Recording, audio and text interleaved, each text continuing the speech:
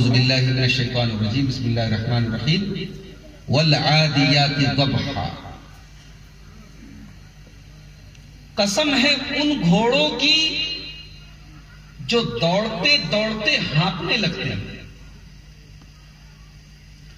فالموریات قدحا، اور اتنا تیز دوڑتے ہیں، اتنی اسپیڈ سے دوڑتے ہیں کہ ان کی ٹاپوں سے چنگاریاں اڑتی ہیں، ان کی ٹاپوں سے شرارے نکلتے ہیں، آگ کی چنگاریاں نکلتی ہیں. والعادیات ضبحا، قسم ہے ان گھوڑوں کی جو دوڑتے دوڑتے ہانپنے لگتے ہیں. فالموریات قدحا، اور اتنا تیزی کے ساتھ وہ دوڑتے ہیں کہ ان کی ٹاپوں سے وہ چنگاریوں کو اڑاتے ہوئے دوڑتے ہیں. فالمغیرات صبحا، ان گھوڑوں کے اوپر سوار ہو کر کے لوگ اپنے دشمن کے اوپر صبح صبح حملہ کر دیتے ہیں. وہ گھوڑے صبح صبح اپنے دشمن کے اوپر جا کر کے، اپنے مالک کے دشمن کے اوپر جا کر کے حملہ کر دیتے ہیں. فَأَثَرْنَ بِهِ نَقْعًا، اور جب وہ گھوڑے دوڑتے دوڑتے جب میدان جنگ کے اندر وہ دوڑا کرتے ہیں، ان کے دوڑنے کی وجہ سے گرد و غبار اڑنے لگتا ہے، دھول اڑنے لگتی ہے، اور پورے ماحول کے اندر یہ پتہ چل جاتا ہے کہ یہاں سے گھوڑے روانہ ہوئے، یہاں سے گھوڑے دوڑ کے گئے. فَأَثَرْنَ بِهِ نَقْعًا، وہ گرد و غبار کو اڑاتے ہوئے دوڑتے ہیں. فَوَسَّطْنَ بِهِ جَمْعًا، اور پھر وہ دشمن کے فوج میں بیچوں بیچ جا کر کے وہ حملہ کر ڈالتے ہیں. بڑی آسان سی بات ہے، ہم سب کو سمجھ میں آ گئی. اللہ تعالیٰ گھوڑے کی قسم کھا رہا ہے. کون سے گھوڑے؟ جو میدان جنگ میں استعمال کیے جاتے ہیں. لیکن ایک عجیب بات آپ کو بتاؤں، اللہ تبارک و تعالیٰ نے گھوڑے کا ذکر کرنے کے پھر فوراً بعد ایک عجیب بات کہی. ان الانسان لربہ لکنود، بے شک انسان اپنے رب کا بہت بڑا ناشکرا ہے. انسان اپنے رب کا وفادار نہیں ہے، انسان اپنے رب کا شکر ادا نہیں کرتا، انسان اپنے رب کا بہت بڑا ناشکرا ہے. اے اللہ، یہ بات سمجھ میں نہیں آئی، یہ کنیکشن سمجھ میں نہیں آیا، یہ دونوں باتوں کا تعلق سمجھ میں نہیں آیا کہ تو دوڑنے والے گھوڑوں کی قسم کھا رہا ہے، تو میدان جنگ میں دشمن کے اوپر حملہ کرنے والے گھوڑوں کی قسم کھا رہا ہے، اور پھر یہ قسم کھانے کے بعد تو یہ کیوں کہہ رہا ہے ان الانسان لربہ لکنود، کہ انسان اپنے رب کا بہت بڑا ناشکر ہے. ان دونوں کے بیچ میں کنیکشن کیا ہے، سمبند کیا ہے، تعلق کیا ہے؟ کیوں اللہ تعالیٰ نے گھوڑے کی قسم کھائی اور اس کے بعد یہ؟ میرے پیارے بھائیوں، میرے نوجوان ساتھیوں، میری ماں اور بہنوں، ذرا غور کرو، ذرا دماغ لگاؤ. گھوڑا ایک جانور ہے، اللہ کی ایک مخلوق ہے. اس کا مالک اسے ایک برتن کے اندر، ایک جھوا کے اندر تھوڑا سا اس کو چارہ کھلاتا ہے، چنا کھلاتا ہے، اس کا جو بھوسا ہوتا ہے وہ بھوسا کھلاتا ہے. وہ گھوڑا اپنے مالک کے دیے ہوئے وہ تھوڑے سے چنے کی وجہ سے، وہ تھوڑے سے چارے کی وجہ سے وہ گھوڑا اپنے مالک کی قدر کرنے لگتا ہے، اپنے مالک کا وفادار بن جاتا ہے، اور اتنا وفادار بن جاتا ہے کہ مرتے دم تک وہ اپنے مالک کا ساتھ دیتا ہے. مالک کو اپنی پیٹھ پر بٹھا کر کے وہ گھوڑا میدان جنگ میں کود پڑتا ہے اور اپنی جان کی وہ بازی لگا دیتا ہے. وہ گھوڑا قتل بھی ہو جاتا ہے، جنگ کے میدان میں وہ مار بھی دیا جاتا ہے، مگر اپنے مالک کے ساتھ وہ بے وفائی نہیں کرتا. اور جانتے ہو گھوڑا جو ہوتا ہے بہت طاقتور ہوتا ہے. اسی لیے آپ دیکھتے ہیں کہ جو موٹر وغیرہ ہمارے یہاں استعمال ہوتی ہے تو موٹر کے پاور کو ہارس پاور کہا جاتا ہے. گھوڑے کی طاقت، گھوڑا ایک ایسا جانور ہے کہ جب تک اس کے اندر جان ہے تب تک وہ ہمت نہیں ہارتا ہے. اللہ تبارک و تعالیٰ نے ان گھوڑوں کو مثال بنایا ہے، ان گھوڑوں کو ایگزامپل بنایا ہے، اور اللہ تعالیٰ نے ہمیں اور آپ کو یہ پیغام دیا ہے، اے میرے بندے، اے انسان، دیکھ تو اس جانور کو، دیکھ تو اس گھوڑے کو، یہ ذرا سے چارے کی بدولت اپنے مالک کا کتنا وفادار ہے۔ اور اے انسان، تو ذرا اپنے مالک کو یاد کر، تو ذرا اپنے رب کو یاد کر، جب تو پیدا ہوا تب سے لے کر کے آج تک جو تو سانسیں لے رہا ہے، جو تیرا دل دھڑک رہا ہے، جو تو کھا رہا ہے، جو تو پی رہا ہے، جو تو اللہ کی دھرتی پر چل رہا ہے، ہر قدم پر، ہر دھڑکن اور ہر سانس تیری اس مالک کی دی ہوئی ہے۔ اے انسان، تو اس گھوڑے سے بھی زیادہ گیا گزرا ہے۔ وہ گھوڑا تو اپنے مالک کے لیے جان دے دیتا ہے، وہ گھوڑا تو اپنے مالک کا وفادار ہے، لیکن اے انسان، ان الانسان لربہ لکنود، تو اپنے رب کا بہت بڑا ناشکر ہے، تو اپنے رب کا وفادار نہیں ہے، تو اپنے رب کا شکر نہیں ادا کرتا ہے، تو بہت بڑا ناشکرا ہے، تو اپنے رب کا نافرمان ہے، تو اپنے رب کی ساتھ، اپنے رب کی نعمتوں کے ساتھ تو بے وفائی کرتا ہے، ناشکر۔ جانتے ہو ابلیس نے اللہ تبارک و تعالیٰ سے ایک وعدہ کیا، شیطان نے اللہ تبارک و تعالیٰ سے ایک وعدہ کیا تھا، اور یہ وعدہ سورہ اعراف کی آیت نمبر 17 اور 18 کے اندر اللہ تعالیٰ نے اس وعدے کو نقل کیا ہے، اس وعدے کو بیان کیا۔ جب اللہ تعالیٰ نے شیطان کو حکم دیا کہ تم آدم کو سجدہ کرو، ابلیس کو حکم دیا تم آدم کو سجدہ کرو، ابلیس نے کہا میں نہیں کروں گا۔ میں کیوں کروں سجدہ؟ میں جن ہوں، میں آگ سے پیدا کیا گیا، آدم مٹی سے پیدا کیے گئے، میں سجدہ نہیں کروں گا۔ اللہ نے کہا کہ تم میرا حکم نہیں مان رہا ہے، نکل جا مردود۔ اللہ نے اس کو دھتکار دیا، اپنی بارگاہ سے نکال دیا۔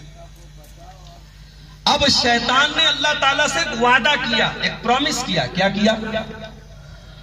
قال فبما اغويتني لاقعدن لهم صراطك المستقيم، اے اللہ، میں تیرے سیدھے راستے پر بیٹھ جاؤں گا، میں صراط مستقیم پر بیٹھ جاؤں گا، میں تیرے بندوں کو بہکانے کے لیے تیرے سیدھے راستے پر بیٹھ جاؤں گا۔ ہم لوگ 5 ٹائم کی نماز پڑھتے ہیں، اور نماز میں سورہ فاتحہ میں اللہ تعالیٰ سے ایک ہی چیز بار بار مانگتے ہیں، اہدنا الصراط المستقیم، اے اللہ تو ہم کو سیدھے راستے پر چلتے رہنے کی توفیق عطا فرما، ہم کو صراط مستقیم پر چلا۔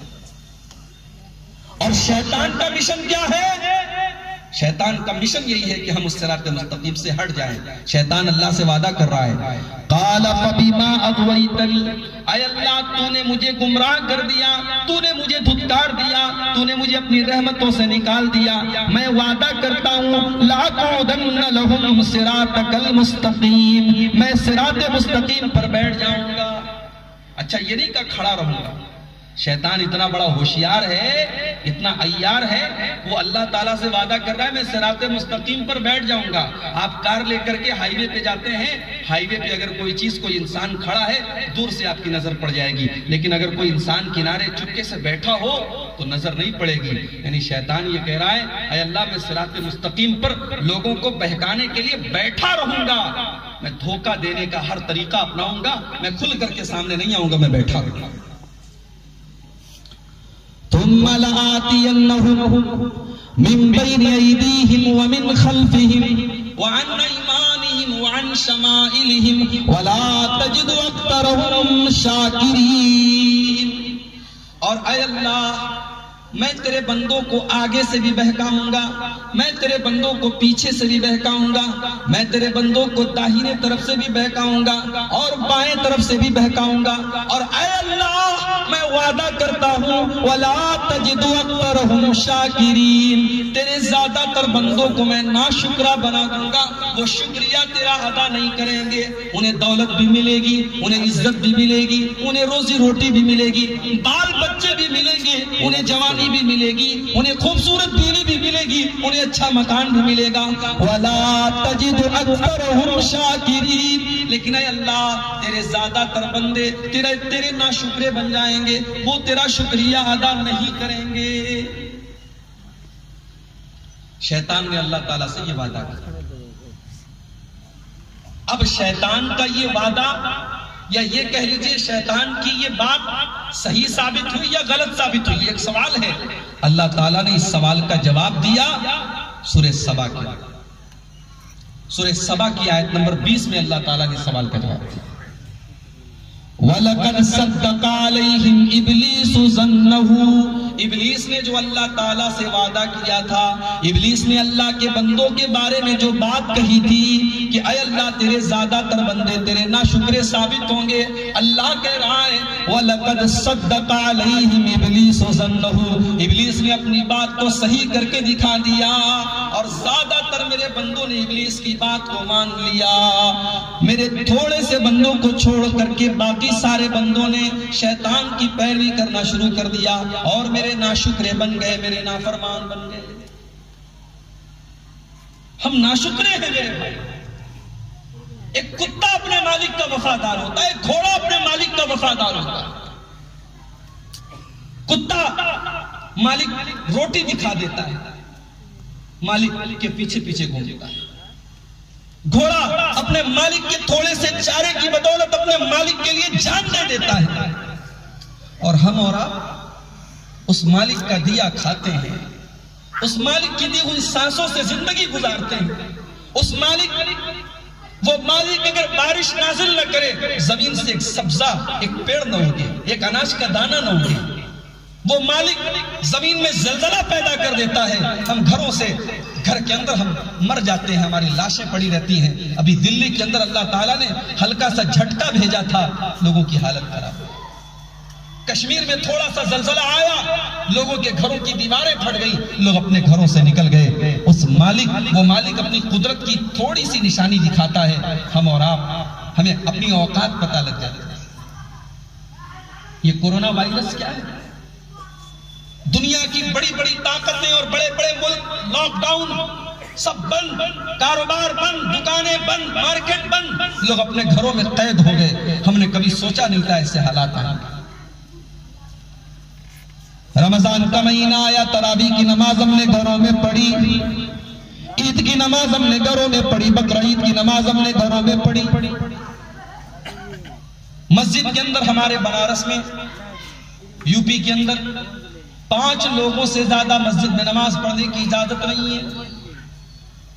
حی علی الصلاۃ کی آواز تو آ رہی ہے، دل چاہتا ہے کہ ہم بھی مسجد میں جا کر کے نماز پڑھیں، مگر اللہ تعالیٰ ہم سے اتنا ناراض ہے، اللہ ہم سے اتنا روٹھا ہوا ہے.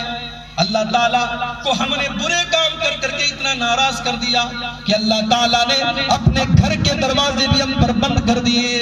اور یہ تو عام گھر ہے، اللہ کا جو سب سے بڑا گھر ہے، جو دنیا کی سب سے عظیم مسجد ہے، سب سے بڑی مسجد ہے، اللہ کا گھر، خانہ کعبہ، مسجد حرام، وہاں پر بھی لاک ڈاؤن ہو گیا اور مسجد حرام کے اندر بھی نماز بند ہو گئی، طواف بند ہو گیا.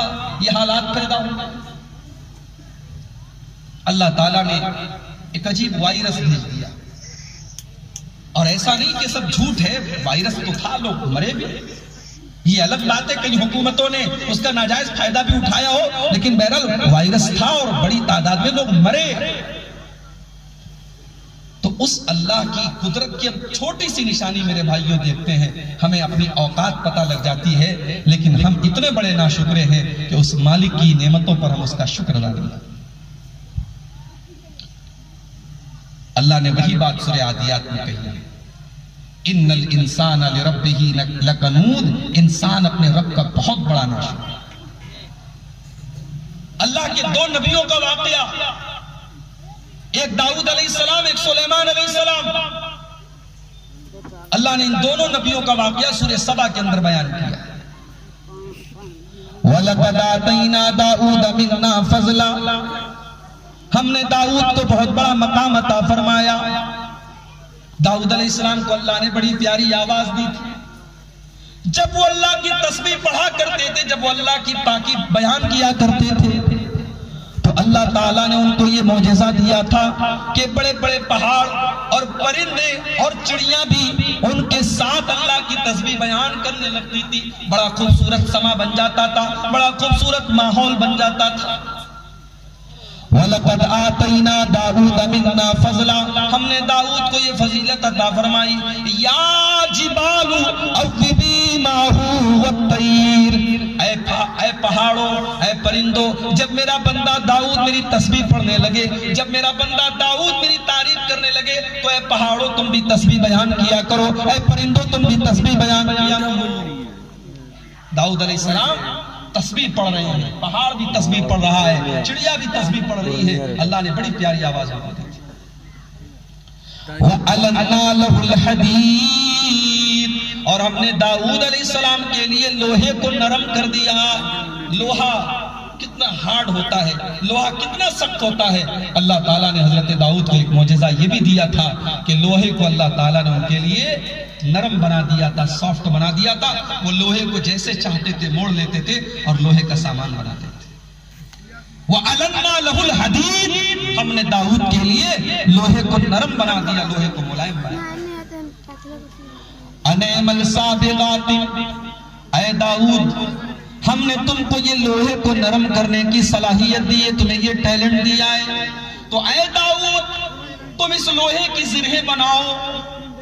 اس زمانے میں جب لوگ جنگ کے میدان میں لڑنے جایا کرتے تھے تو اپنے بدن پر ایک لوہے کا کپڑا پہنتے تھے، ایک لوہے کی ڈریس پہنتے تھے، اس کو زرہ کہا جاتا تھا، اس میں کڑیوں کو آپس میں جوڑ جوڑ کے وہ پوری زرہ تیار ہوتی تھی۔ حضرت داؤد علیہ السلام کو اللہ تعالیٰ نے جب لوہے کو نرم کرنے کا ہنر دیا تو اللہ نے کہا اے داؤد جب ہم نے تم کو یہ ہنر دیا ہے تو اس ہنر کو تم بیکار نہ کرو، تم اس ہنر کا صحیح استعمال کرو۔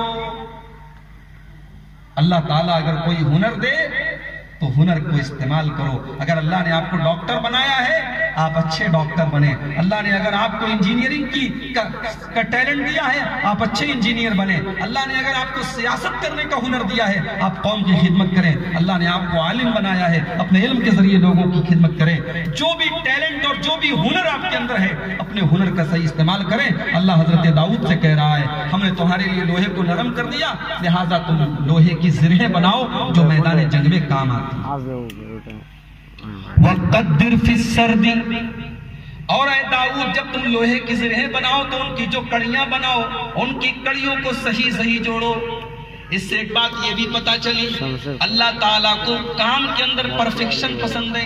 اللہ تعالیٰ یہ چاہتا ہے کہ ہم جو بھی کام کریں پرفیکٹ کریں، صحیح کریں، ہمارا کام الٹا سیدھا نہ ہو، ہمارا کام گڑبڑ نہ ہو، ہم جو بھی کام کریں پوری ایمانداری سے کریں۔ ہم ٹیچر ہیں، ہم 5 گھنٹے مدرسے میں ٹیچنگ کا پیسہ پاتے ہیں، ہم ایمانداری سے بچوں کو پڑھائیں۔ ایسا نہ ہو مدرسے میں ہم پڑھانے گئے اور وہاں آرام سے بستر پہ لیٹے رہے اور بچے شور شرابہ کریں۔ ہم ڈاکٹر ہیں، ہمارا کام لوگوں کی خدمت کرنا ہے، کہیں ایسا نہ ہو ہم غلط سلط علاج کر کے ہم بغیر ڈگری کے بغیر ہنر کی اور بغیر علم کے ہم جھوٹا موٹا صرف اپنا الو سیدھا کریں اور لوگوں کو غلط سلط دوائیں دیں۔ ہم جو بھی کام کریں ایمانداری سے کریں، صحیح کام کریں۔ اللہ نے کہا وَقَدِّرْ فِي السَّرْدِ، اے داؤد جب تم زرہیں بناؤ تو ان کی کڑیوں کو آپس میں صحیح ملاؤ۔ اس سے ایک بات اور پتا چلا کام کرنا کوئی کام کرنا برا نہیں ہے۔ اسلام ہمیں یہ تعلیم نہیں دیتا ہم بیٹھے رہیں، ہم نکمے بن جائیں۔ اسلام ہمیں کام کرنے کی تعلیم دیتا ہے، اسلام کسی کے آگے ہاتھ پھیلانے کی اجازت نہیں دیتا ہے۔ اللہ اپنے نبی داؤد سے کہہ رہا ہے کہ اے داؤد تم لوہے کا کام کرو، تم یہ محنت کرو، مزدوری کرو، اپنے ہاتھ سے کام کرو۔ اپنے ہاتھ سے کام کرنا دنیا کی سب سے بہترین کمائی ہے، اس میں کوئی عیب کی بات نہیں، کوئی کمی کی بات نہیں۔ وَعَمَلُوا صَالِحًا، اور اے داؤد تم یہ لوہے کا کام کرتے رہو، تمہیں ہم نے جو ٹیلنٹ دیا ہے تم وہ کام کرو۔ وَعَمَلُوا صَالِحًا، اور ساتھ میں نیک عمل بھی کرتے رہو، اللہ کو راضی کرنے والا عمل بھی کرتے رہو۔ کہیں ایسا نہ ہو نماز کے تم کاروبار کے چکر میں اللہ کو بھول جاؤ، تم کام کے چکر میں نماز کو بھول جاؤ۔ وَعَمَلُوا صَالِحًا، تم نیک عمل کرتے رہو۔ اِنِّي بِمَا تَعْمَلُونَ بَصِيرٌ، اے داؤد تم جو بھی کرو گے اللہ دیکھ رہا ہے۔ یہاں دکان کھلی ہے، نماز کا ٹائم ہو گیا اور دکان ہماری کھلی ہے، نہیں مولوی صاحب ہم دکان بند کر کے چلے جائیں گے تو ہماری دکان کون دیکھے گا؟ ہم نماز پڑھنے چلے جائیں گے تو دکان کون دیکھے گا؟ میں نے بامبے کے اندر ایک دکان پر بڑی اچھی بات لکھی تھی، میں نے پڑھا تھا، لکھا تھا کام سے کہو کہ نماز کا ٹائم ہے، نماز سے مت کہو کہ کام ہے۔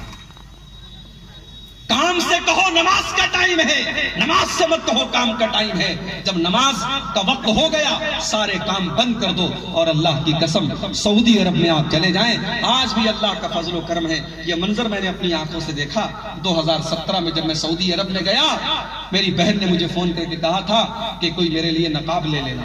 مدینہ کے اندر مسجد نبوی سے تھوڑی دوری کے باہر وہاں مارکیٹ ہے، میں نقاب کی دکان پہ گیا، نقاب میں نے پسند بھی کر لیا، پیسہ بھی میں نے پیسے کی بات بھی طے ہو گئی۔ اچانک اذان کی آواز آنے لگی، غالباً عصر کا ٹائم تھا، عصر کی اذان ہونے لگی۔ دکاندار نے فوراً کہا جناب آپ نماز کے بعد آئیے۔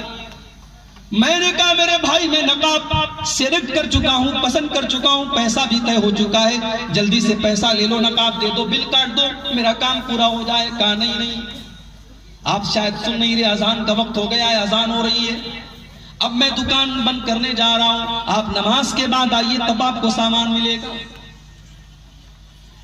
اللہ اکبر۔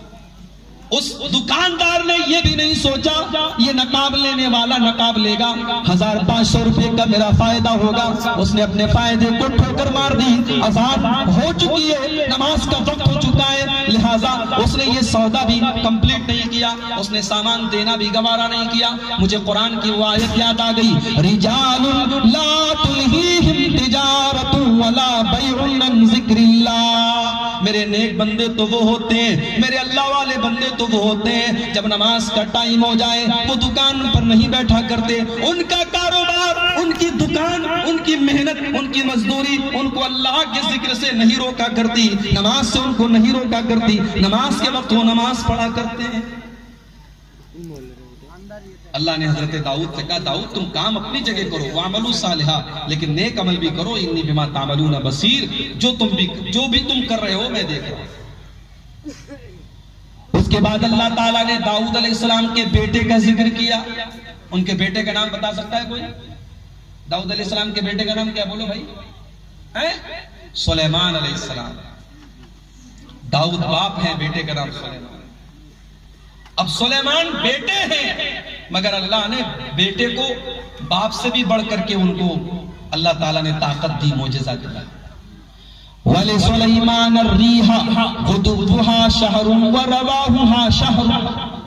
اور یاد کرو ہم نے اپنے بندے سلیمان کے لیے ہواؤں کو مسخر کر دیا، ہواؤں کو کنٹرول میں کر دیا، وہ ہوا کے اندر سفر کیا کرتے تھے، ہوا کے ذریعے سفر کیا کرتے تھے، اور 1 مہینے کا سفر وہ صبح سے دوپہر تک کر لیا کرتے تھے، اور 1 مہینے کا سفر وہ دوپہر سے شام میں کر لیا کرتے تھے۔ یعنی ہم یہ کہہ سکتے ہیں کہ اللہ تعالیٰ نے اس زمانے میں حضرت سلیمان کو ایک ایسی سواری دی جو اس زمانے کا ایروپلین تھا، اس زمانے کا ہوائی جہاز تھا، بلکہ ہوائی جہاز سے بھی زیادہ تیز رفتار کی کوئی چیز تھی۔ 1 مہینے کا سفر صبح سے لے کر کے دوپہر تک حضرت سلیمان کر لیا۔ اچھا، باپ کے لیے اللہ نے لوہے کو نرم کیا تھا، اور بیٹے کے لیے اللہ فرماتا ہے وَأَسَلْنَا لَهُ عَيْنَ الْقِطْرِ، ہم نے سلیمان کے لیے تانبے کا چشمہ بہا دیا۔ سلیمان علیہ السلام کو اللہ نے تانبے کا چشمہ دے دیا، اس میں سے پانی کی طرح تانبا بہا کرتا تھا، اور حضرت سلیمان جیسے چاہتے تھے وہ تانبے کا برتن اور تانبے کا سامان بنا لیا کرتے تھے۔ ہوا اللہ نے ان کے کنٹرول میں کر دی، تانبے کا چشمہ اللہ نے ان کو دے دیا، اور اتنا ہی نہیں، وَمِنَ الْجِنِّ مَنْ يَعْمَلُ بَيْنَ يَدَيْهِ بِإِذْنِ رَبِّهِ، اور سلیمان کے لیے جنات بھی کام کیا کرتے تھے، بڑے بڑے جنات جو کسی کے کنٹرول میں نہیں آتے، وہ سلیمان علیہ السلام کے کنٹرول میں تھے، وہ سلیمان علیہ السلام کے حکم سے کام کیا کرتے تھے۔ وَمَن يَزِغْ مِنْهُمْ عَنْ أَمْرِنَا نُذِقْهُ مِنْ عَذَابِ السَّعِيرِ، اللہ کہتا ہے ان جناتوں کی یہ مجال نہیں تھی، ان جنوں کی یہ مجال نہیں تھی وہ ہمارے حکم سے منہ موڑ سکے۔ اگر وہ ہماری نافرمانی کریں گے ہم ان کو جہنم کے عذاب کا مزہ چکھائیں گے۔ ہم نے ان جنات کو سلیمان کے قابو میں کر دیا، بڑے بڑے جنات حضرت سلیمان علیہ السلام کے قابو میں آ گئے۔ اب سلیمان علیہ السلام ان جنات کے ذریعے کیا کام کرواتے تھے؟ یعملون لہ ما یشاء من محاریب و تماثیل و جفان کالجواب و قدور الراسیات. وہ بڑے بڑے جنات حضرت سلیمان کے حکم سے بڑے بڑے قلعے بنایا کرتے تھے، بڑی بڑی بلڈنگیں بنایا کرتے تھے. سلیمان کو جب کوئی مکان بنانا ہوتا تھا، کوئی بلڈنگ بنانی ہوتی تھی، وہ انسانوں سے نہیں، وہ جنات سے بنوایا کرتے تھے. بڑے بڑے قلعے اور بڑی بڑی بلڈنگیں بناتے تھے. وَتَمَاثِيلَ، اور وہ جنات ان کے لیے اسٹیچو بناتے تھے. بے جان چیزوں کی تصویر بنانا جائز ہے، وہ بے جان چیزوں کے اسٹیچو بنایا کرتے تھے، بے جان چیزوں کے مجسمے بنایا کرتے تھے. وَجِفَانٍ كَالْجَوَابِ، اور اتنے بڑے بڑے لگن اور ٹب بناتے تھے کہ حوض اور تالاب کے برابر، کسی پوکھری کے برابر، کسی تالاب کے برابر بڑے بڑے وہ ٹب بناتے تھے، لگن بناتے تھے. وہ قدور الراسیات، اور چولہے پہ رکھی جانے والی بڑی بڑی دیگیں بناتے تھے. بھئی آپ کے گاؤں میں کھانا بنتا ہے، آپ دیگ لاتے ہیں، ایک دیگ میں 100 لوگوں کا کھانا بنتا ہے، مگر وہ جنات اتنی بڑی بڑی دیگیں بناتے تھے، ہزاروں لوگ اس دیگ میں سے کھانا کھا سکتے تھے. بڑی بڑی دیگیں بناتے تھے. اللہ کہہ رہا ہے ہم نے سلیمان کو اتنی ساری چیزیں دی، اور ساتھ میں ہم نے سلیمان سے ایک بات کہی، اعملوا آل داؤد شکرا. اے سلیمان، اے داؤد کی اولاد، ہم نے تم کو اتنی نعمتوں سے نوازا ہے. اے داؤد کی اولاد، تم اللہ تعالیٰ کے لیے شکریہ والا عمل کرو. تم ایسا عمل کرو جس سے اللہ راضی ہو جائے. تم اللہ کو ناراض کرنے والا عمل مت کرو. اعملوا آل داؤد شکرا، اے داؤد کے گھر والوں، تم اللہ کے لیے شکر والا عمل کرو. پتہ یہ چلا کہ شکر کا مطلب صرف زبان سے الحمدللہ کہنا نہیں ہوتا ہے. میں نے آپ سے پوچھا حاجی صاحب کیا حال ہے، آپ نے کہا الحمدللہ اللہ کا شکر ہے. شکر کا مطلب صرف زبان سے اللہ کا شکر ہے یہ کہہ دینا نہیں ہوتا. شکر کا مطلب یہ ہوتا ہے کہ اللہ نے آپ کو جو نعمت دی ہے اس نعمت کا صحیح استعمال کریں، اس کو اللہ تعالیٰ کی مرضی کے مطابق استعمال کریں. یہ شکر ہے. اللہ نے آپ کو جوانی دی ہے. میرے نوجوان ساتھیوں، 20 سال سے لے کر کے 40 سال کا بیچ کا جو ٹائم ہے، جوانی کا ٹائم ہے، یہ اللہ کی بہت بڑی نعمت ہے. اس نعمت کی قدر اگر سمجھنا ہے تو ان بوڑھے لوگوں سے پوچھو جو بیچارے 60 سال کے ہو گئے، 70 سال کے ہو گئے، ہڈیاں کمزور ہو گئی، ڈنڈا لے کر کے، لاٹھی لے کر کے وہ سڑک پر چلتے ہیں. ان کو سہارا چاہیے، ان کی نگاہیں بھی کمزور ہو گئی، ان کا بدن بھی کمزور ہو گیا. وہ اکیلے میں اللہ سے کہتے اللہ کاش وہ جوانی لوٹ آئے، وہ جوانی کی طاقت لوٹ آئے، وہ جوانی کا دور لوٹ آئے. مگر جوانی ایک بار چلی جائے پھر دوبارہ نہیں لوٹتی ہے. جوانی لوٹتی نہیں ہے. بڑھاپا، اللہ کے نبی کہتے ہیں ہر بیماری کا علاج ہے، بڑھاپا کا کوئی علاج نہیں ہے. ہر بیماری کی اللہ نے دوا بنائی ہے، بڑھاپے کی کوئی دوا نہیں ہے. بڑھاپا ایک ایسی بیماری ہے، آ گیا تو پھر جائے گا. میرے نوجوان ساتھیوں، اللہ نے آپ کو نوجوانی دی ہے. اب یہ نوجوانی اللہ تعالیٰ کی نعمت ہے، اور اس نعمت پر اللہ کا شکریہ ہے کہ اس جوانی کا آپ صحیح استعمال کریں. اس کو لڑکیوں سے چیٹنگ کرنے میں نہ گزاریں، اس کو شراب کے اڈوں پہ نہ گزاریں، اس کو زناکاری میں نہ گزاریں، اس کو ویلنٹائنس ڈے منانے میں نہ گزاریں، اس کو ناچنے گانے میں نہ گزاریں. یہ جوانی اللہ کی بہت بڑی نعمت ہے. اس جوانی کو صحیح جگہ استعمال کرو، اس جوانی میں آپ اللہ کو راضی کرو. اور میں مبارکباد دیتا ہوں اس مدرسے کے کمیٹی کے لوگوں کو، انہوں نے نوجوانوں کو چنا ہے. دین کا کام بھی میرے بھائی نوجوان جتنا مضبوطی سے کر لے گا، جتنی طاقت سے کر لے گا، جتنا ٹائم دے دے گا، جتنا پیسہ لگا دے گا، ظاہر ہے کہ عمر دراز لوگ وہ کام نہیں کر سکتے. تو جوانی کو صحیح استعمال کرو میرے بھائی، جوانی کا صحیح استعمال کرو. آج ہمارے نوجوانوں کا حال کیا ہے بتانے کی ضرورت نہیں ہے. شاید آپ پورے گاؤں کا سروے کر لیں، شاید کوئی ایک لڑکا آپ کو ایسا مل جائے جس کی کوئی گرل فرینڈ نہ ہو. ایک زمانہ تھا زنا کرنے کو لوگ عیب مانتے تھے، بدکاری کرنے کو لوگ گناہ مانتے تھے. پورے گاؤں میں کوئی لڑکا یا لڑکی اگر غلط کام کرے تو لوگ اس کے اوپر تھو تھو کرتے تھے، اس کو برا سمجھتے تھے، اس کو منحوس سمجھتے تھے.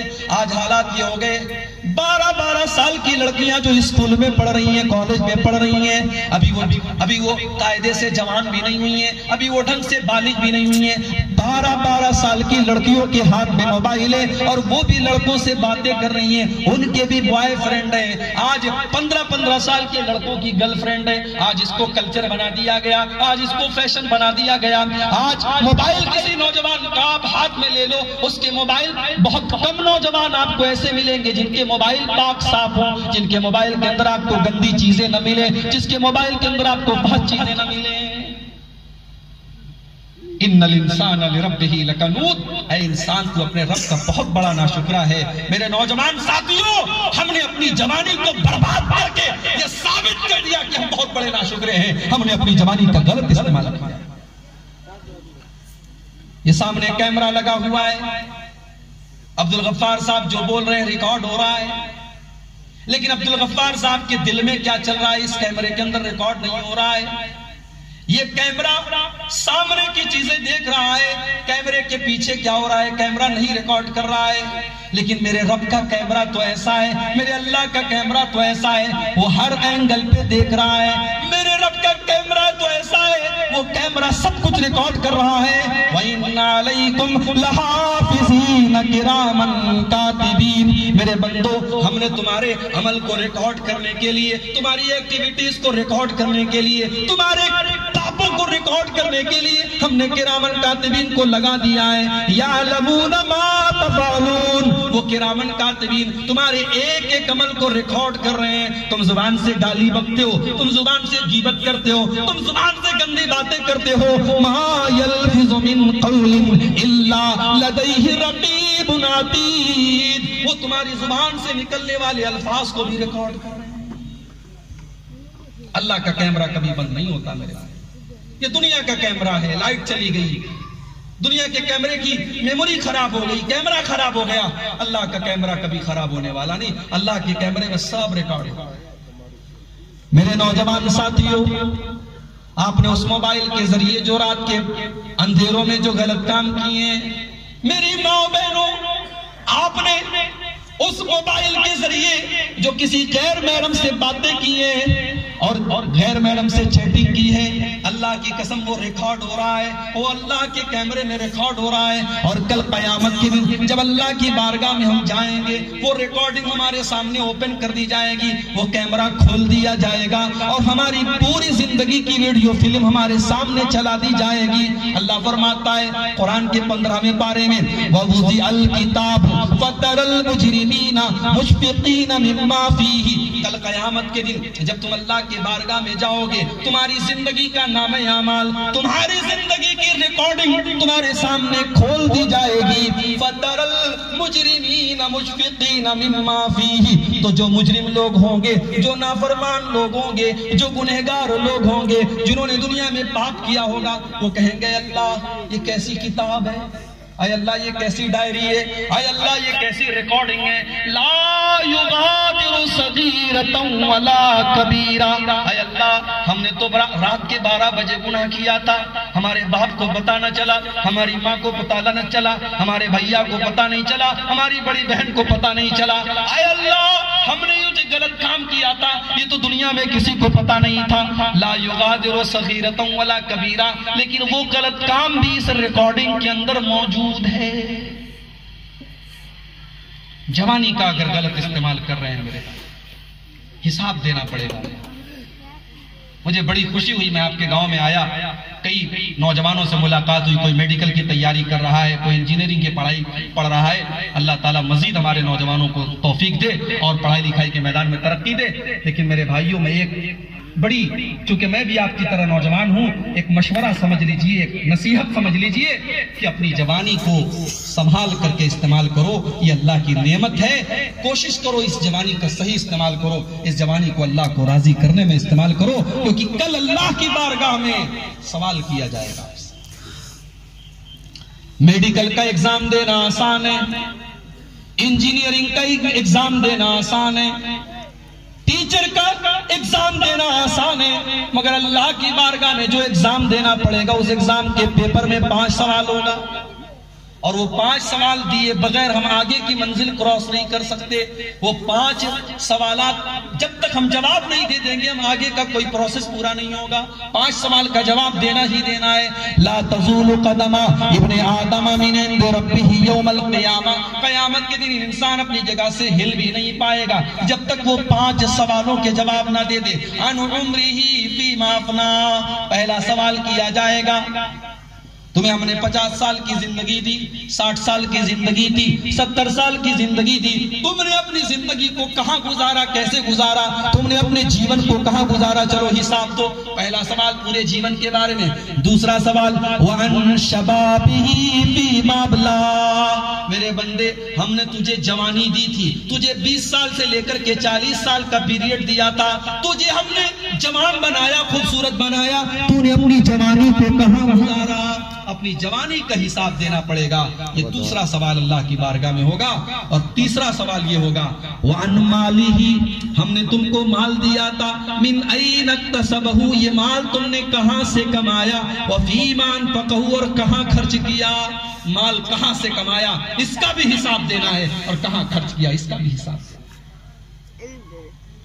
آج مدرسے میں چندہ دینے کی بات آتی ہے, ہماری نانی مرنے لگتی ہے, ہمارا دل چھوٹا ہو جاتا ہے. اور حرام جگہوں پہ خرچ کرنے کی بات آئے تو ہمارا دل بہت بڑا ہو جاتا ہے. ابھی کلکتہ میں ایک صاحب نے مجھے ویڈیو دکھایا. ایک کلکتہ کے بہت بڑے کروڑ پتی مسلمان ہیں, ان کی لڑکی کی شادی تھی, 50 لاکھ روپے کا انہوں نے اپنی لڑکی کو زیور دیا. اور کلکتہ کا جو سب سے بڑا ہوٹل تھا, اس ہوٹل کو شادی کے لیے بک کیا گیا تھا. اور ایک آدمی کی جو کھانے کی پلیٹ تھی, ایک آدمی کا کھانا 2500 روپے کا. جس قوم کے بچے بھوک سے بلک رہے ہیں, جس قوم کی غریب بیٹیاں شادی نہ ہونے کی وجہ سے بوڑھی ہو رہی ہوں اور ان کی جوانی نکل رہی ہو, جس قوم کے بچے آج مدرسے اور اسکول کی تعلیم سے محروم ہوں کیونکہ ان کے باپ کے بعد اپنے بچے کو پڑھانے کو پیسہ نہیں ہے, اس قوم کے لوگ اگر 1-1 کروڑ اور 2-2 کروڑ کی شادیاں کر رہے ہیں میرے بھائیوں, تو یہ شرم کی بات ہے. ان المبذرین کانوا اخوان الشیاطین. فضول خرچی کرنے والے شیطان. حساب دینا پڑے گا ہمیں, مال کہاں سے کما رہے ہو, کہاں خرچ کر رہے ہو.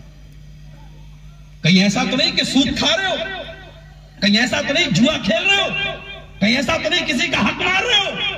اگر حق مارا ہے, سود کے ذریعے پیسہ کمایا ہے, اگر جوا کے ذریعے پیسہ کمایا ہے, ہو سکتا ہے گاؤں میں آپ کی بلڈنگ بہت اچھی بن جائے, ہو سکتا ہے آپ کے بچے کا انجینئرنگ میں داخلہ ہو جائے, ہو سکتا ہے آپ کا مکان بہت اچھا بن جائے, مگر یاد رکھو تمہاری عبادت اللہ کے یہاں قبول نہیں ہوگی. تم رات کو بلک بلک کے اللہ کی بارگاہ میں تڑپ تڑپ کے دعا کرو گے, تمہاری دعا قبول نہیں ہوگی. آج دیکھ لو ہندوستان کے کیا حالات ہیں. ہم دعا کرتے ہیں اللہ ہمیں ظالم کے ظلم سے بچا لے, اے اللہ حکومت بہت ظلم کر رہی ہے, اے اللہ فلاں بہت ظلم کر رہا ہے, تو ظلم سے بچا لے. کبھی ہم نے اس پر غور کیا ہم کھا کیا رہے, ہمارے گھر میں پیسہ کیسا آ رہا ہے. اللہ کے پیارے نبی فرماتے ہیں ایک آدمی بہت لمبا سفر کر کے آتا ہے, اس کے بال بالکل بکھر چکے ہیں, اس کے کپڑے بالکل میلے کچیلے ہو چکے ہیں. وہ اپنا ہاتھ اٹھا کے دعا کر رہا ہے اور کہتا ہے اللہ اے میرے رب میری یہ دعا قبول کر لے, اے میرے رب میری یہ دعا قبول کر لے. لیکن اللہ کے نبی فرماتے ہیں وَمَطْعَمُهُ حَرَامٌ وَمَشْرَبُهُ حَرَامٌ وَمَلْبَسُهُ حَرَامٌ. وہ جو کھانا کھا کر کے آیا ہے وہ کھانا حرام کمائی کا ہے, اس کا پانی حرام کمائی کا ہے, اس کا کپڑا حرام کمائی کا ہے, اس کے بدن میں جو پرورش ہوئی ہے, اس کے بدن میں جس غذا سے پرورش ہوئی ہے وہ غذا حرام کمائی کی ہے. فَأَنَّا يُسْتَجَابُ لِذَالِكَ. اللہ کے نبی فرماتے ہیں ایسے انسان کی دعا کہاں سے قبول ہوگی, اس کی دعا قبول نہیں ہوگی. حرام کمائی اپنے گھر میں لا کر اپنے بچوں کو برباد مت کرو, اپنی نمازوں کو برباد مت کرو, اپنی دعاؤں کو برباد مت کرو. تمہاری دعائیں تمہاری نمازیں تمہارے منہ پر مار دی جائیں گی میرے بھائی, ہماری کوئی عبادت نہیں. تو سوال کیا جائے گا تم نے مال کہاں سے کمایا اور کہاں خرچ کیا.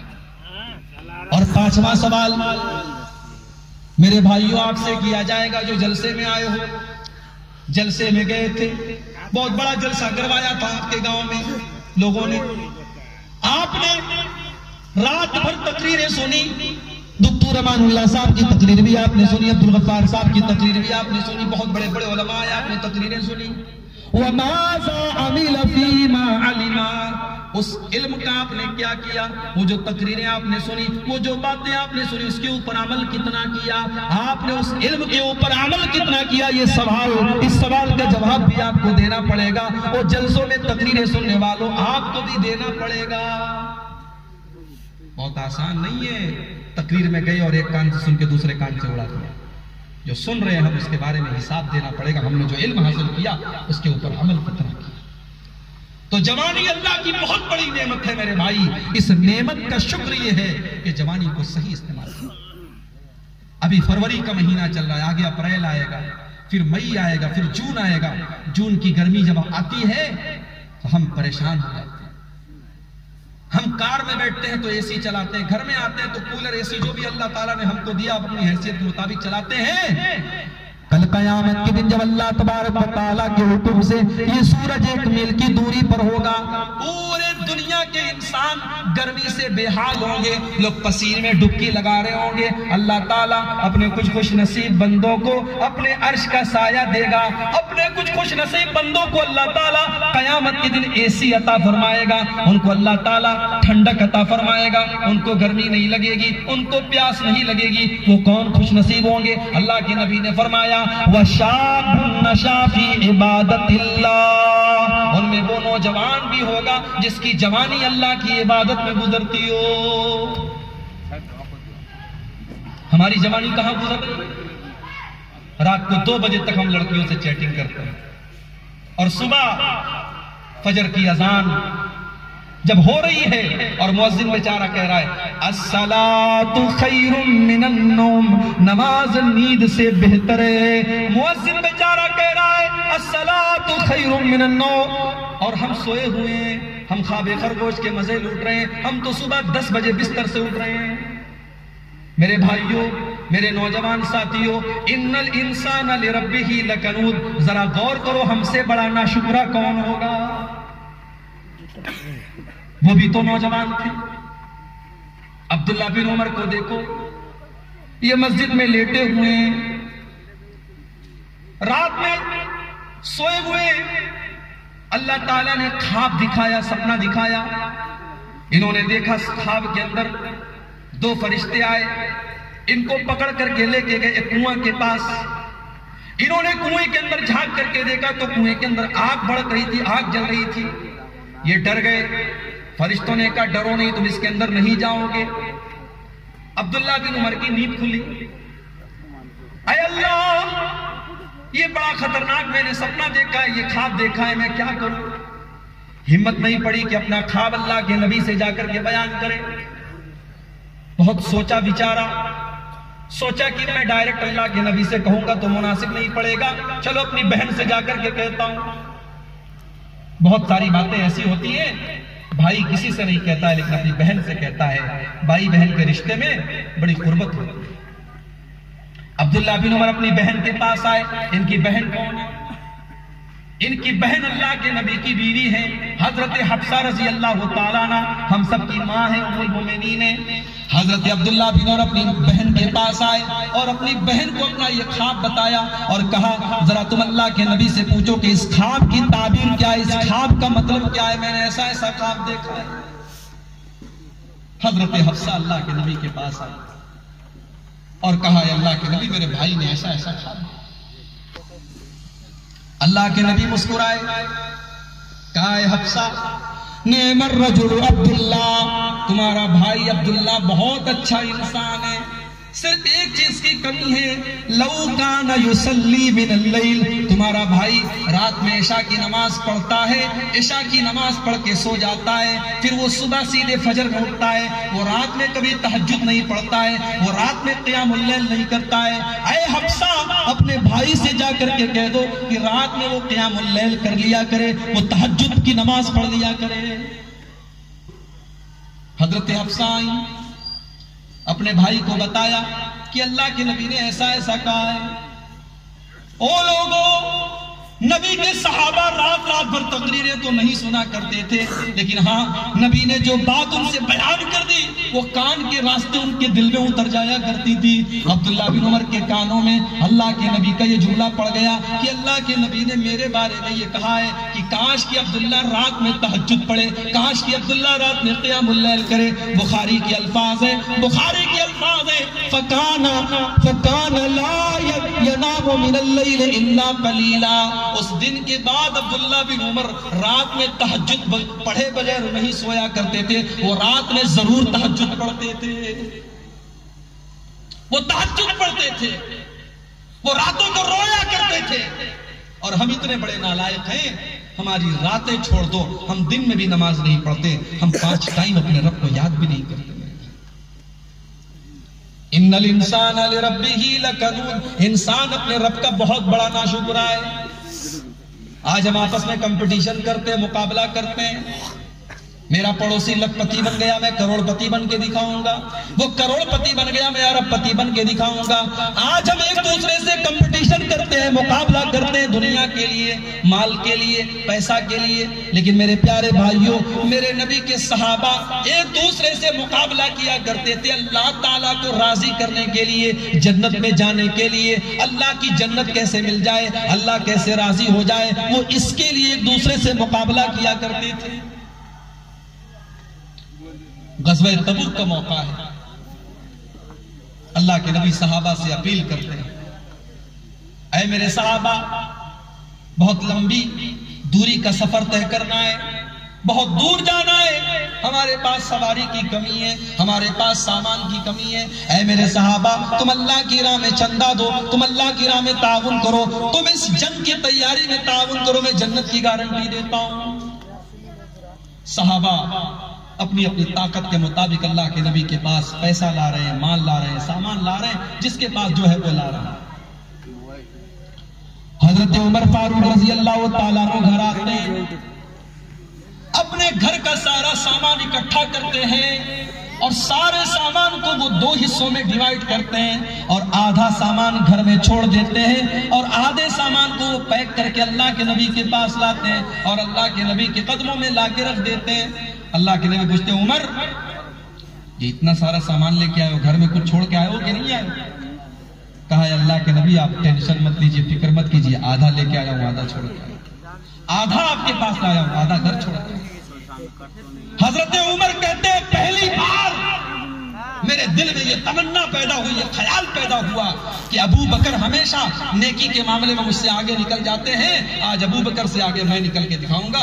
آج تو میں آدھا مال لے کے چلا آیا، آج ابو بکر میرا مقابلہ نہیں کر سکتے۔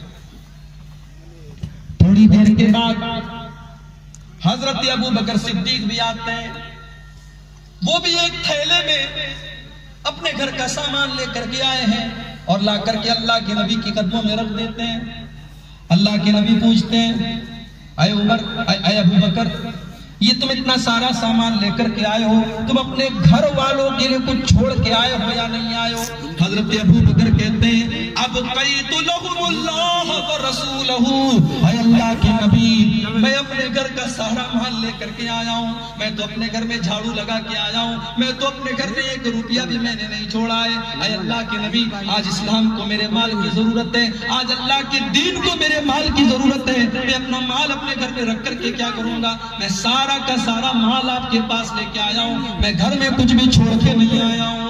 حضرت عمر کہنے لگے، اللہ کی قسم میری آنکھوں سے آنسو آ گئے اور میں نے کہا کہ ابو بکر، میں نیکی کے معاملے میں آپ سے مقابلہ نہیں کر سکتا، میں نیکی کے معاملے میں آپ سے آگے نہیں بڑھ سکتا۔ آج پیسہ اللہ نے ہم کو بھی دیا، پیسہ آج ہمارے پاس بھی ہے، ہمارے گھر بہت بڑے بڑے ہو گئے ہیں مگر ہمارے دل بہت چھوٹے چھوٹے ہو گئے ہیں۔ قرآن کی آیت نازل ہوئی، لن تنالوا البر حتى تنفقوا مما تحبون، تم لوگ جنت میں نہیں جا سکتے جب تک اللہ تعالیٰ کے راستے میں تم اپنا سب سے پسندیدہ مال خرچ نہ کر دو۔ ایک صحابی حضرت ابو طلحہ انصاری جب یہ آیت نازل ہوتی ہے اللہ کے نبی کے پاس آتے ہیں، اے اللہ کے نبی، یہ قرآن کی 4 پارے کی آیت نازل ہوئی ہے، اللہ کہہ رہا ہے تم جنت میں نہیں جا سکتے، تم نیکی کو نہیں پا سکتے جب تک تم اپنا سب سے محبوب مال اللہ کی راہ میں خرچ نہ کر دو. اے اللہ کے نبی میرے پاس ایک بہت بڑا باغ ہے, ایک بہت بڑا باغیچہ ہے, ایک بہت بڑا میرے پاس باغ ہے, اور میں یہ چاہتا ہوں کہ میں وہ باغ اللہ کی راہ میں دے دوں. بہت بڑا باغ تھا حضرت ابو طلحہ کے پاس, کھجوروں کا باغ تھا, دونوں طرف کھجوروں کا دونوں طرف نہریں تھی, بیچ میں کھجوروں کے بہت سارے پیڑ تھے, بڑا قیمتی مال تھا. اللہ کے نبی نے کہا اے ابو طلحہ اتنا قیمتی مال تم اللہ کی راہ میں دے رہے ہو؟ کہا کہ ہاں اللہ کے نبی. جب قرآن میں اللہ نے یہ آیت نازل کر دی لن تنالوا البر حتى تنفقوا مما تحبون, جنت میں جانا ہے تو اپنا محبوب مال اللہ کی راہ میں خرچ کرنا پڑے گا. اے اللہ کے نبی میرے سارے مال میں سب سے محبوب مال مجھے یہی ہے, لہٰذا میں یہ مال اللہ کی راہ میں دے رہا ہوں. میرے بھائی مال اللہ کی نعمت ہے. اللہ نے آپ کو اگر مالدار بنایا ہے تو اس نعمت کے بارے میں آپ سے سوال کیا جائے گا, اور مال کا شکر یہ ہے اگر اللہ نے آپ کو مال دیا ہے تو اس کا شکر یہ ہے کہ اللہ کے دین میں اور صحیح جگہوں پر اس مال کو خرچ کیا. میری ماں اور بہنوں, اللہ نے آپ کو عورت بنایا. ہو سکتا ہے کبھی کبھی آپ کے دل میں یہ وچار بھی پیدا ہو سکتا ہو اللہ ہمیں مرد بناتا تو اچھا تھا, اللہ نے عورت کیوں بنا دیا. مگر میں آپ کی یہ غلط فہمی دور کر دینا چاہتا ہوں کہ اگر اللہ نے آپ کو عورت بنایا ہے تو یہ بہت بڑی نعمت ہے آپ کے اوپر, کیونکہ کچھ چیزیں ایسی ہیں جو عورت کو حاصل ہے وہ مرد کو حاصل نہیں ہے. ٹھیک ہے مرد کا اپنا مقام ہے, مگر کچھ چیزیں عورتوں کے اندر ایسی ہیں کہ وہ عورت ہی کو اللہ نے دی ہے, مرد کو نہیں دی. عورت اگر ماں ہے اس کی خدمت کر کے اولاد جنت میں جاتی ہے. فَإِنَّ الْجَنَّةَ تَحْتَ قَدَمِهَا, اللہ کے نبی فرماتے ہیں کہ ماں کے قدموں کے نیچے جنت ہے. یہ مقام باپ کو حاصل نہیں ہے, ماں کو حاصل ہے. عورت ہے, ماں اگر ہے تو جنت اس کے قدموں کے نیچے. عورت اگر بیٹی ہے, اللہ کے نبی فرماتے ہیں جس کو اللہ تعالی 2 بیٹیاں دے دے اور وہ دونوں بیٹیوں کی صحیح پرورش کر کے ان کا حق ادا کر دے, کن لہو سترم من النار, وہ 2 بیٹیاں اپنے ماں باپ کو جہنم کی آگ سے بچائیں گی. بیٹی اگر عورت بیٹی ہے تو اپنے ماں باپ کو جہنم کی آگ سے بچانے کا کام کرتی ہے.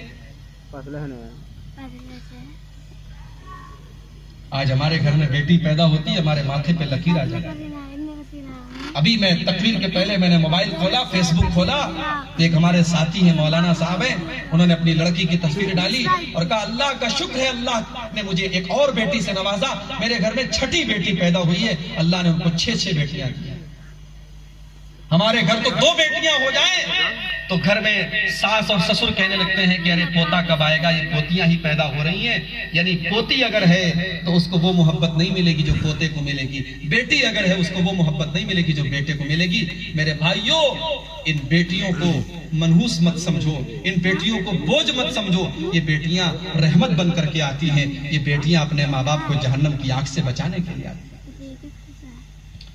سعودی عرب کا وہ واقعہ یاد کرو, ایک آدمی کو اللہ تعالیٰ نے 6 بیٹیاں دے دی. ہر بار وہ یہ سوچتا تھا کہ اب کی بار بیٹا ہو جائے. 3 بیٹی ہوئی, 4 بیٹی ہوئی, 5 بیٹی ہوئی, 6 بیٹیاں ہو گئی. 7ویں بار اس کی بیوی پریگننٹ ہوئی.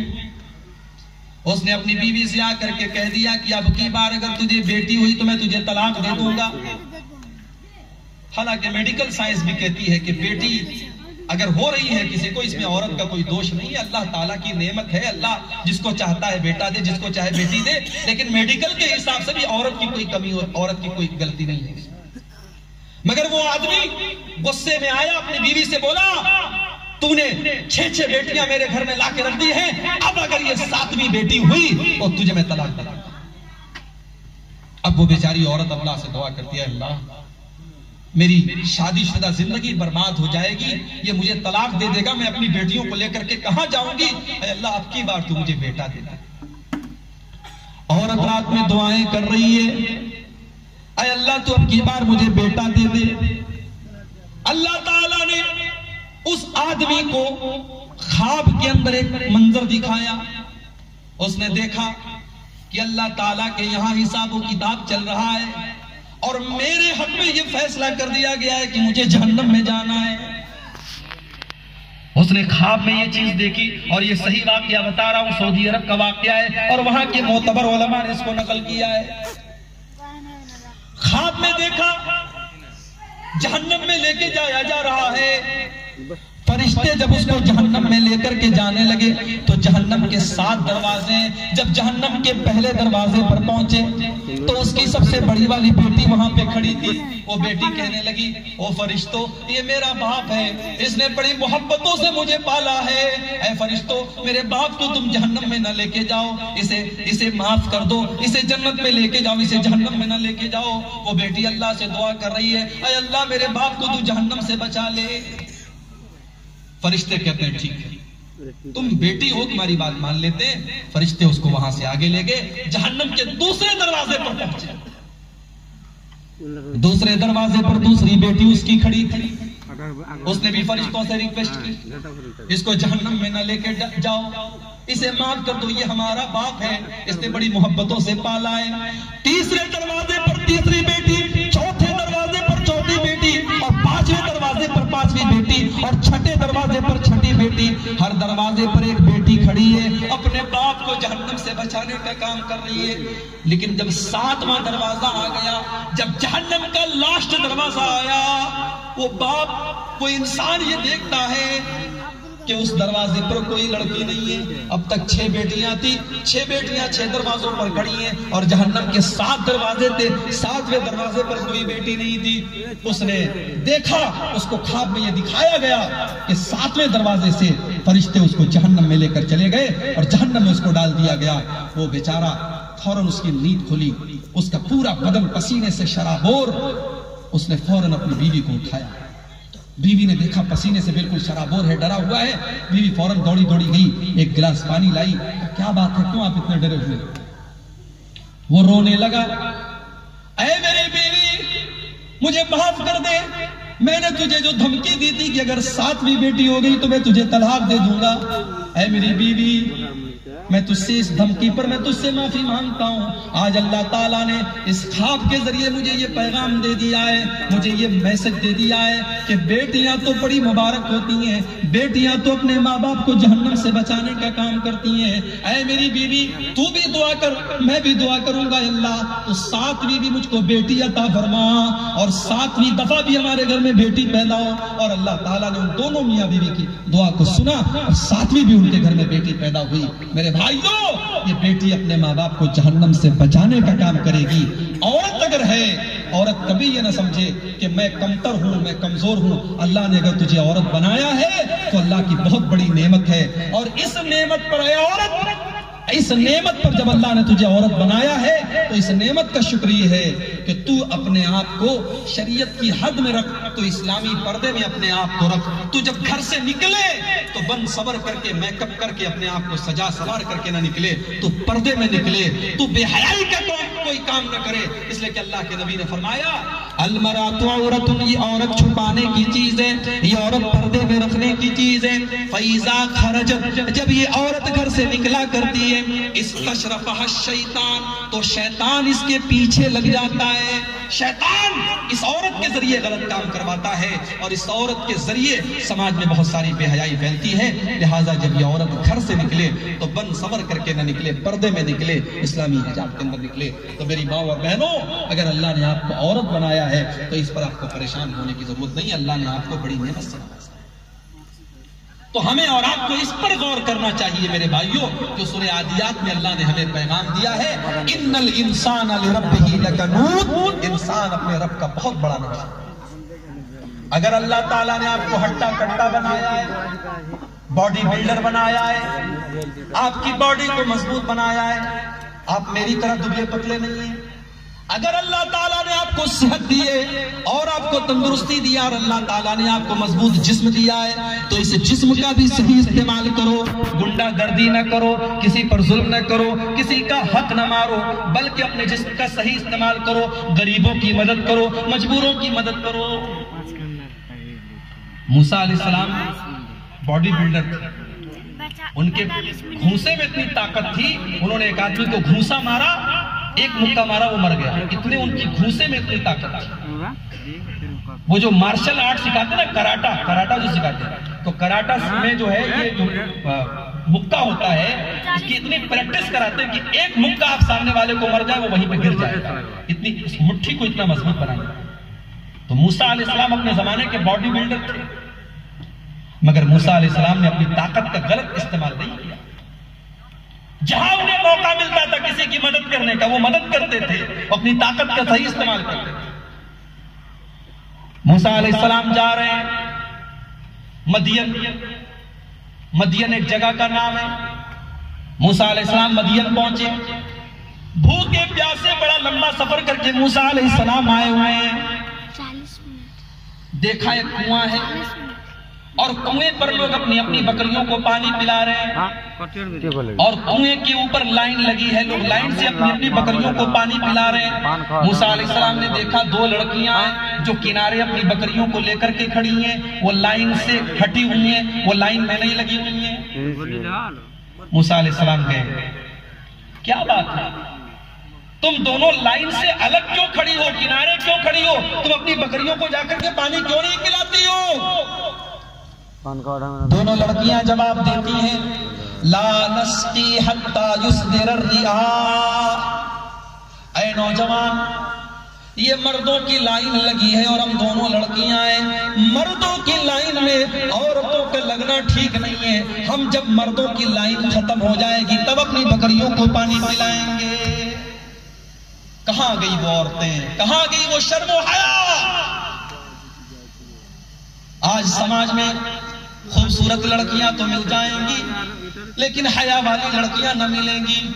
میری پیاری ماں بہنوں، جب اپنے گھر کے لیے تم بہو تلاش کرنے جاؤ، جب اپنے لڑکے کے لیے دلہن تلاش کرنے جاؤ تو صرف خوبصورتی مت دیکھنا، دینداری دیکھنا. میرے نبی نے کہا تھا تنکح المرأۃ لأربع، ایک لڑکی کی شادی کی جاتی ہے تو چار چیزیں دیکھی جاتی ہیں. لمالہا، پیسہ دیکھا جاتا ہے.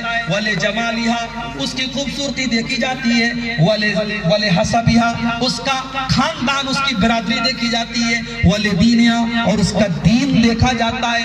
نبی نے منع نہیں کیا تم خوبصورتی دیکھو، تم پیسہ دیکھو، لیکن اللہ کے نبی نے کہا فاظفر بذات الدین. اگر کامیاب ہونا ہے تو دیندار لڑکی کو اپنے گھر میں لاؤ، دیندار لڑکی کو بیوی بناؤ، دیندار لڑکی کو بہو بناؤ. میرے بھائیوں، آج خوبصورت لڑکیاں آپ کو بہت ملیں گی مگر دیندار اور حیادار لڑکیاں آپ کو تلاش کرنا پڑے گا، بڑی مشکل سے ملیں گی. موسیٰ علیہ السلام ان دونوں لڑکیوں سے کہہ رہے ہیں تم کنارے کیوں کھڑی ہو؟ تو کہتی ہے کہ ہم مردوں کی لائن میں نہیں لگیں گے، مردوں کی لائن لگی ہم کنارے کھڑے ہیں. اچھا، ہمارے دور کا کوئی نوجوان ہوتا تو اگر کوئی لڑکی اگر اس طریقے سے اکیلی کھڑی ہے تو جا کر کے اس سے بات چیت کرے گا اور جیسے موقع ملے گا پوچھے گا موبائل نمبر ہے کیا، پہلے موبائل نمبر مانگے گا. یہ حالات ہیں. آج کسی لڑکی اور کسی عورت کو دیکھ کر کے ہم اس کا فائدہ اٹھانا چاہتے ہیں. موسیٰ علیہ السلام نے دیکھا یہ دو لڑکیاں ہیں بیچاری کنارے کھڑی ہیں اور کہہ رہی ہیں ہم اپنی بکریوں کو اس لیے پانی نہیں پلا رہے کیونکہ مردوں کی لائن لگی ہے. وَأَبُونَا شَيْخٌ كَبِيرٌ، اور ہمارا باپ بوڑھا ہے، بیمار ہے. اگر ہمارا باپ صحیح سلامت ہوتا تو یہ ہمارا کرنے کا کام نہیں ہے. گھر میں کوئی نوکر چاکر بھی نہیں ہے، کوئی بھائی بھی نہیں ہے، اس لیے ہم کو یہ کام کرنا پڑ رہا ہے، ورنہ یہ لڑکیوں کے کرنے کا کام نہیں ہے. پتہ یہ چلا عورت کو جاب کرنا، عورت کو نوکری کرنا یہ شریعت میں صحیح نہیں ہے. ہاں اگر مجبوری ہے، گھر میں مرد کی انکم سے گھر نہیں چل پا رہا ہے تب جائز حدود میں رہ کر کے، پردے میں رہ کر کے عورت جاب کر سکتی ہے، مگر عورت کے لیے جاب کرنا یہ ضروری نہیں ہے. جیسے مرد کے لیے کمانا ضروری ہے عورت کے لیے کمانا ضروری نہیں ہے. ہاں حالات ایسے پیدا ہو جائیں، عورت بیوہ ہو گئی، چھوٹے چھوٹے بچے ہیں، یا باپ شوہر اپاہج ہو گیا، یا اس طریقے کا کوئی معاملہ ہو گیا تو جائز کام پردے میں رہ کر کے وہ کر سکتی ہے، ورنہ اس طریقے کا گھر کے باہر نکلنے والا کام یہ عورت کے کرنے کا نہیں ہے. ان دونوں لڑکیوں نے کہا ہمارا باپ بوڑھا ہے، بیمار ہے، اس لیے ہم کو یہ کام کرنا پڑتا ہے. اب موسیٰ علیہ السلام نے کہا اچھا ٹھیک ہے تم اپنی بکری مجھے دو. موسیٰ علیہ السلام نے بکری لی، اور چونکہ موسیٰ علیہ السلام ہٹے کٹے تھے، مضبوط تھے، باڈی بلڈر تھے، بھیڑ کو چیرتے ہوئے آگے پہنچے اور بھیڑ کو ہٹایا، کہا ہٹو، ہٹو، سب کو ہٹایا، آگے بڑھے، اور اس جو کنواں کا ڈھکن تھا، اس کنویں کے اوپر ایک بہت بڑا پتھر رکھا ہوا تھا جس کو کئی لوگ مل کر کے اٹھاتے تھے۔ موسیٰ علیہ السلام نے اکیلے اپنے ہاتھ سے وہ پتھر اٹھایا اور پانی نکال کر کے بکریوں کو پلایا، اور بکریاں لا کر کے ان لڑکیوں کے حوالے کر دی۔ لڑکیوں نے بکریاں لی، لڑکیاں اپنے راستے چلی گئی، موسیٰ علیہ السلام پیڑ کے نیچے بیٹھ گئے۔ موسیٰ علیہ السلام نے یہ بھی نہیں کہا ارے اتنا بڑا میں نے کام کر دیا، کم سے کم تھینک یو تو بول دو، شکریہ تو بول دو، دھنیہ واد تو بول دو۔ شکریہ بھی نہیں مانگنا چاہیے، کسی کے ساتھ بھلائی کرو تو اس انتظار میں بھی مت رہو کہ وہ آپ کا شکریہ ادا کرے۔ اگر اس انتظار میں آپ ہیں کہ غریب کو آپ نے پیسہ دیا ہے تو وہ غریب آپ کی تعریف کرے، حاجی صاحب بڑے اچھے آدمی ہیں، مجھے 10,000 روپیہ دیا تھا، اس کا مطلب کہ آپ کی نیت میں کھوٹ ہے۔ نیت اگر سچی ہوتی تو آپ اس غریب کی مدد کر دیتے، اور اس غریب کو احساس بھی نہیں ہونے دیتے کہ اس کی مدد کس نے کی ہے۔ مجھے معاف فرمائیے گا، آپ کے گاؤں میں چندہ کرنے کا جو طریقہ ہے، مجبوری ہے، آپ کے گاؤں میں مدرسے وغیرہ ایسے ہی چلتے ہیں، مگر میں اس طریقے کو بہت اچھا نہیں سمجھتا۔ چندہ کا طریقہ تو یہ ہونا چاہیے کہ آپ لائیں اور دے دیں مدرسے میں، اور پتہ بھی کسی کو نہ چلے کہ آپ نے کیا دیا ہے۔ کچھ نیکی میرے بھائی ایسی بھی کر کے جاؤ جو آپ کو پتہ ہو اور اللہ کو پتہ ہو اور کسی اور کو نہ پتہ ہو۔ اپنی نیکی کے اندر اخلاص ہمیں اور آپ کو پیدا کرنا چاہیے۔ نیکی ایسی ہو، نیکی کر دریا میں ڈال۔ جاڑے کا موسم ہے، ایک آدمی اپنی 4 ویلر سے جا رہا ہے، دیکھا فٹ پاتھ پر ایک غریب آدمی بیچارہ لیٹا ہوا ہے، تھر تھر کانپ رہا ہے۔ وہ امیر آدمی اپنی کار سے اترتا ہے اور اس غریب کو کمبل اڑا کے چلا جاتا ہے۔ غریب کو پتہ نہیں چلا مجھے کمبل اڑانے والا کون تھا، امیر کو پتہ نہیں چلا میں نے کمبل کس کو اڑایا ہے۔ کچھ صدقہ اور خیرات ایسا بھی ہونا چاہیے۔ مدینہ کے اندر ایک آدمی کا انتقال ہوا، انتقال کے بعد جب ان کو نہلایا جانے لگا، ان کی باڈی کے اوپر موٹے موٹے بورے کے نشان پائے گئے۔ یہ کون انسان تھا؟ یہ حضرت علی کا پوتا تھا، یہ حسین رضی اللہ تعالیٰ عنہ کا لڑکا تھا، یہ علی بن حسین کی باڈی تھی۔ ان کے انتقال کے بعد ان کی ڈیڈ باڈی پر، ان کی پیٹھ پر جب غسل دینے والے غسل دینے لگے تو دیکھا کہ موٹے موٹے بورے کے نشان ہیں۔ نہلانے والے حیران کہ بھئی اس کی یہ تو کوئی محنت مزدوری نہیں کرتے تھے، کوئی ایسا کام نہیں کرتے تھے، ان کی پیٹھ پر یہ نشان کیوں پائے گئے؟ پورے مدینہ میں بات پھیل گئی۔ مدینہ کے اندر کچھ غریب لوگوں تک بھی یہ بات پہنچی کہ حضرت علی بن حسین کی پیٹھ پر وہ بورے کے موٹے موٹے نشان پائے گئے۔ وہ غریب لوگ حضرت علی بن حسین کے گھر پہنچے اور ان کے بیٹوں سے کہا اللہ کی قسم ہمیں پتا چل گیا کہ آپ کے باپ کی پیٹھ پر وہ موٹے موٹے نشان کیوں پڑے تھے۔ کہا کہ معاملات یہ تھا کہ مدینہ کے 100 غریب گھروں کو مہینے کی پہلی تاریخ کو اللہ کا کوئی نیک بندہ مہینے کی پہلی تاریخ کو اناج کی بوری اپنی پیٹھ پر لاد لاد کے ان کے گھر پہنچایا کرتا تھا۔ وہ رات کے اندھیرے میں آیا کرتے تھے، ان کے آنے کا کوئی ٹائم فکس نہیں تھا۔ پوری زندگی گزر گئی مگر ہمیں پتہ نہ چلا کہ ہمارے گھروں میں وہ اناج کی بوری لانے والا کون تھا۔ آج جب آپ کے باپ کا انتقال ہوا اور آپ کے باپ کو جب نہلایا جانے لگا تو آپ کی باپ کی پیٹھ پر وہ موٹے موٹے جو نشان پائے گئے، ان نشانوں سے پتہ چل گیا کہ وہ اپنی پیٹھ پر بورے لاد لاد کے غریبوں کے گھروں تک پہنچانے والا وہ کوئی عام انسان نہیں تھا، وہ علی کا پوتا تھا، وہ حسین کا بیٹا تھا، وہ نبی کا نواسا تھا۔ ساری زندگی گزر گئی، علی بن حسین رحمت اللہ علیہ کی یہ نیکی ان کی زندگی میں کسی کو نہیں پتا چلی۔ میرے بھائیوں، کچھ نیکی دنیا سے ایسی بھی کر کے جاؤ کہ اس میں کوئی دکھاوا نہ ہو، کوئی بدلہ نہ ہو۔ آپ نے نیکی کر دی، بائیں ہاتھ کو بھی پتا نہیں چلا دائیں ہاتھ نے کیا کیا۔ اسی لیے اللہ قرآن میں کہتا ہے میرے نیک بندے وہ ہیں وَيُطْعِمُونَ الطَّعَامَ عَلَىٰ حُبِّهِ مِسْكِينًا وَيَتِيمًا وَأَسِيرًا۔ میرے نیک بندے غریبوں کو کھانا کھلاتے، بھوک بھوکوں کو کھانا کھلاتے ہیں، اور جب کھانا کھلاتے ہیں تو کیا کہتے ہیں؟ انما نطعمکم لوجہ اللہ، ہم تو تمہیں اللہ کو راضی کرنے کے لیے کھانا کھلا رہے ہیں، لا نرید منکم جزاء ولا شکورا، ہمیں تم سے کوئی شکریہ نہیں چاہیے، ہمیں تم سے کوئی بدلہ نہیں چاہیے۔ شکریہ بھی مت مانگو، کسی کے ساتھ نیکی کرو تو اس امید میں مت رہو وہ شکریہ ادا کرے گا، نیکی کر دریا میں ڈال، نیکی کر کے بھول جاؤ میں نے کس کے ساتھ نیکی کی۔ موسیٰ علیہ السلام دونوں لڑکیوں کی مدد کرتے ہیں، ان کی بکریوں کو پانی پلاتے ہیں، اور پھر پیڑ کے نیچے آ کے بیٹھ جاتے ہیں اور اللہ سے دعا کرتے ہیں، رب انی لما انزلت الی من خیر فقیر، اے اللہ تیرا بندہ موسیٰ تجھ سے دعا کر رہا ہے، اللہ میں بھوکا ہوں، میں پیاسا ہوں، میں لمبا سفر کر کے آیا ہوں، اے اللہ تو اپنے بندے کو اپنی رحمت عطا فرما دے، اے اللہ تیرا بندہ تیرا محتاج ہے، تو اپنے بندے کو بھلائی نازل کر کے دے دے، اپنے بندے کی طرف بھلائی اتار دے۔ موسیٰ علیہ السلام دعا کر رہے ہیں، اور ابھی موسیٰ علیہ السلام کی دعا کمپلیٹ نہیں ہوئی کہ دونوں لڑکیوں میں سے ایک لڑکی آ گئی۔ میری ماں بہنوں بڑے غور سے سننا، تقریر اپنی ختم کرنے والا میں آخری باتیں آپ کے سامنے کر رہا ہوں۔ وہ لڑکی جب آئی تو اللہ تعالیٰ نے اس لڑکی کے آنے کا، اس کی چال کا طریقہ بتایا، وہ لڑکی کیسے چل کے آئی۔ فَجَاءَتْهُ إِحْدَاهُمَا تَمْشِي عَلَى اسْتِحْيَاءٍ، موسیٰ علیہ السلام دعا کر رہے ہیں، ان دونوں لڑکیوں میں سے ایک لڑکی آئی اور چلتے چلتے آئی، اور کیسے چل رہی تھی؟ اللہ کہہ رہا ہے تمشی علی استحیاء، وہ شرما شرما کے چل رہی تھی، اس کی چال کے اندر بھی حیا تھی، اس کی چال کے اندر بھی شرم تھی۔ پتہ یہ چلا کہ لڑکی جب چلے، عورت جب چلے تو اس کے چلنے کے انداز میں بھی بے حیائی نہیں ہونی چاہیے۔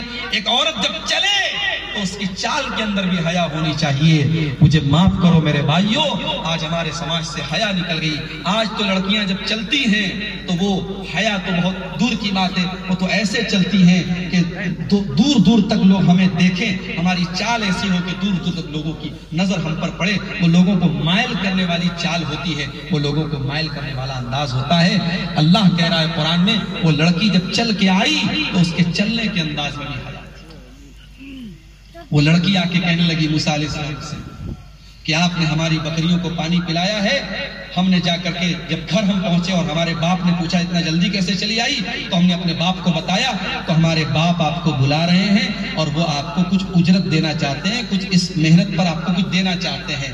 پتہ یہ چلا موسیٰ علیہ السلام نے دعا کی، اللہ نے فوراً دعا قبول کی۔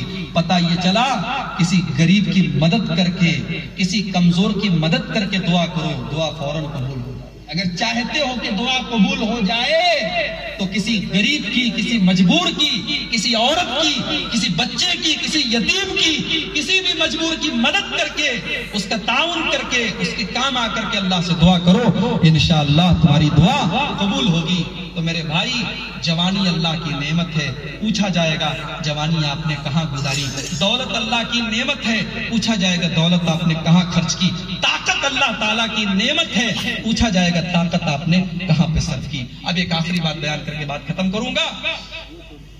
ہمیں اللہ تعالیٰ نے اگر پیسہ دیا ہے تو کیا ہم نہیں چاہتے کہ ہمارے پاس پیسہ ہمیشہ رہے؟